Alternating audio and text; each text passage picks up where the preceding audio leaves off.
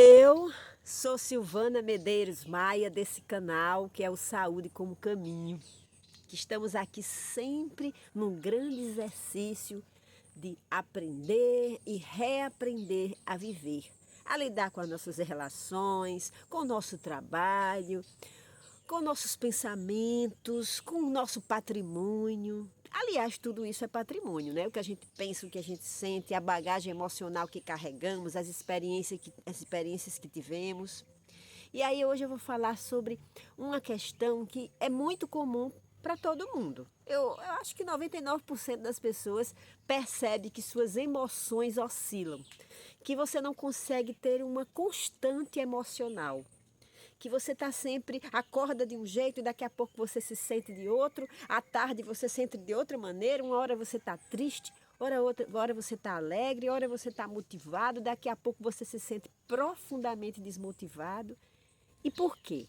Porque nós temos tantas oscilações emocionais. O que é que ocasiona esse movimento independente do que a gente quer? Né? Porque as emoções. A gente diz assim, Descartes disse, né? Inclusive essa frase de Descartes determinou muitas tendências filosóficas, científicas. Penso, logo existo. Mas será simples assim que meus pensamentos definem a minha existência? Hoje se agrega a essa frase: penso, sinto, logo existo. Certo, se eu penso, sinto, logo existo, o que é que eu estou fazendo com o que eu sinto? Quando você vai numa calçada atravessar uma rua e de repente vem um carro em alta velocidade em sua direção, você pensa primeiro ou sente primeiro? Eu percebo que eu dou logo um pulo para trás, não deu nem tempo a pensar, eu já tomei um susto e eu já pulei.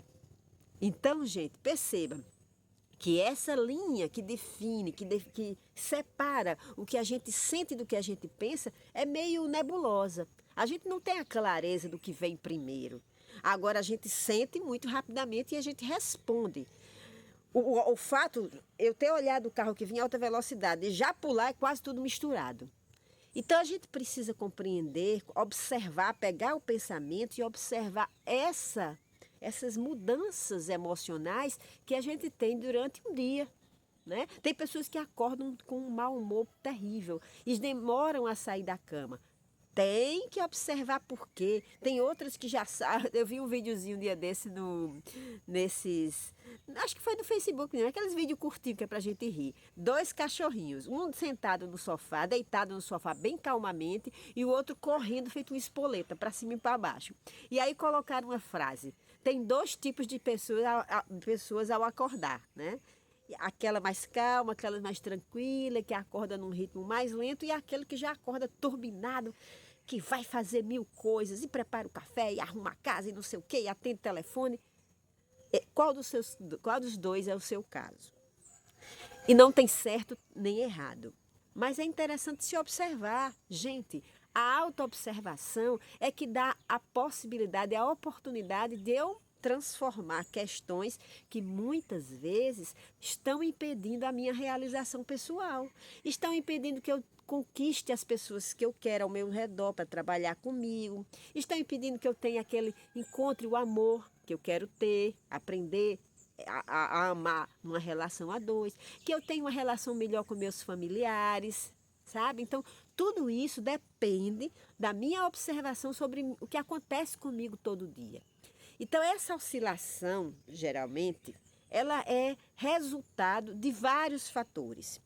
Um deles, que eu já falei e falo em outros vídeos, quem quer entender um pouquinho sobre o comportamento humano de uma maneira mais simplificada, pode dar uma olhadinha nos nossos vídeos. Eu todo dia coloco vídeos sobre essa reflexão do comportamento, claro, partindo do que eu já li, do que eu já estudei, da minha caminhada nas terapias, eu já fiz várias formações terapêuticas, da minha observação enquanto professora em sala de aula e fora de sala de aula, da minha experiência na sala de terapia como cliente, que também muitos anos eu me trato. Então eu tenho uma certa compreensão sobre o comportamento humano que me dá essa propriedade para conversar todos os dias um pouquinho sobre o que eu aprendo. E aí ouvir vocês também. Eu estou aqui para ouvir, para escutar. Tenho ouvido, tenho escutado pessoas que entram no Zap e me falam coisas, me incentivam ou me questionam. Nos comentários eu estou sempre atenta para responder. Essa oscilação, né, é resultado de uma bagagem, de um acúmulo de experiências. Muitas dessas experiências na infância que a gente não lembra delas. Essas lembranças, né, esses fatos que nós não lembramos, são os mais importantes para determinar o nosso comportamento. Por quê? Porque essas lembranças elas foram escondidas, elas foram guardadas, porque geralmente foram dolorosas. E a gente não quer, nem conscientemente, né, a gente prefere não estar lembrando do que doeu. Mas enquanto, né, a gente não acessa, e Osho, nos seus livros, ele fala sobre isso, enquanto a gente não olha, não volta e olha para esse passado, até esgotar as emoções que foram vivenciadas nesse passado, esse passado vai estar determinando o nosso comportamento, determinando a maneira como a gente se sente diante dos acontecimentos da vida. Então, às vezes, uma situação bem simples, bem pequenininha, de alguém que se atrasou, pode se transformar num grande mal-estar para a gente, porque a gente tem, vamos dizer, traumas de rejeição, traumas de abandono. Então, quando aquela pessoa que se atrasa hoje, acontece esse atraso, a gente vai lá para o passado, para o abandono e para a rejeição que a gente teve na infância, que a gente não lembra, mas emocionalmente nós vamos imediatamente, soma com o atraso de hoje e aquele pequeno atraso nos causa uma dor profunda. É por isso que a gente precisa curar esse passado, para não estar revivendo ele de maneira inconsciente. Porque não adianta, gente, não pense que por você não querer lembrar, você curou.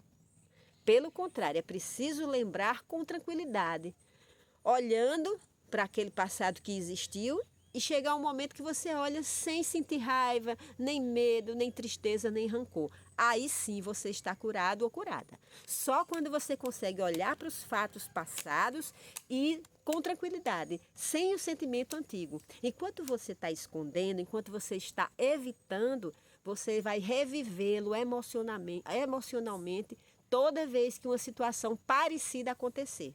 Então, a gente vai vivendo no cotidiano, as pessoas vão chegando, vão falando com você, você vai tendo os resultados positivos ou negativos no seu trabalho, algumas coisas saem como você esperava, outras não saem, e aí vão acionar gatilhos daquelas experiências passadas, emocionais, experiências que não foram boas, e aí você revive, você sai, às vezes, de uma emoção tranquila, você estava tranquila, acontece um pequeno fato e você revive um turbilhão de emoções que fogem completamente ao seu controle.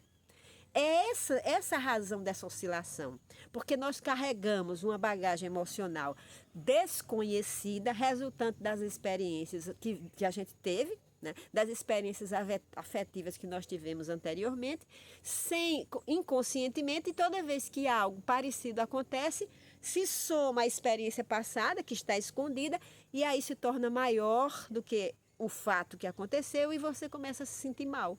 Por isso que de repente você pode, como eu tive, né, ter uma crise de depressão, porque havia uma bagagem já de dor que se somou à bagagem de dor do momento que eu estava vivendo e meu sistema nervoso não suportou o acúmulo de tensão. Porque o nosso sistema nervoso vai ter um limite para suportar nossas dores. Por isso que é muito importante a gente estar de maneira consciente, por vontade própria, voltar ao passado é acessar o trauma que não foi digerido, não é estar remoendo, que as pessoas às vezes falam de maneira, por não compreender as propostas terapêuticas, falam de uma maneira leiga, uma maneira assim, sem aprofundamento. Porque você fica remoendo o passado? Eu não quero remoer o passado, eu quero viver simplesmente daqui para frente. Gente, nós temos um inconsciente, nós temos uma caixinha preta, se a gente puder fazer uma analogia. Essa caixinha preta, que é o nosso inconsciente, está repleta de experiências, boas e ruins. As boas nos levam para frente, nos fortalecem. As que foram difíceis e que nós não conseguimos suportar na época, nós escondemos na caixinha preta. E não é porque a gente não quer ouvir o que tem, o conteúdo, ou não quer ver o que tem esse conteúdo na caixinha preta, que ele deixa de existir. Ele fica lá e fica atento a qualquer situação que acontece para que ajudar você a sobreviver à nova situação. É como se você tivesse um dispositivo automático para lhe alertar e evitar que você viva a mesma coisa. Então, uma pequena situação, né, vamos dizer, você está vivendo uma relação afetiva, você começou um romance, uma relação afetiva, e de repente aquele seu namorado ou aquela sua namorada tem um comportamento parecido com o do seu pai, que você percebe como parecido, mas não é igual. E aí, por exemplo, um comportamento de atropelar sua fala. Então você está falando e a pessoa que está do seu lado acaba atropelando sua fala. Esse atropelar, que foi meio que um descuido da pessoa, pode ganhar um volume tão grande se no seu passado, se na sua infância, seu pai e sua mãe atropelavam você, não deixava você expressar seu ponto de vista, ou sua família, ou quem cuidava de você.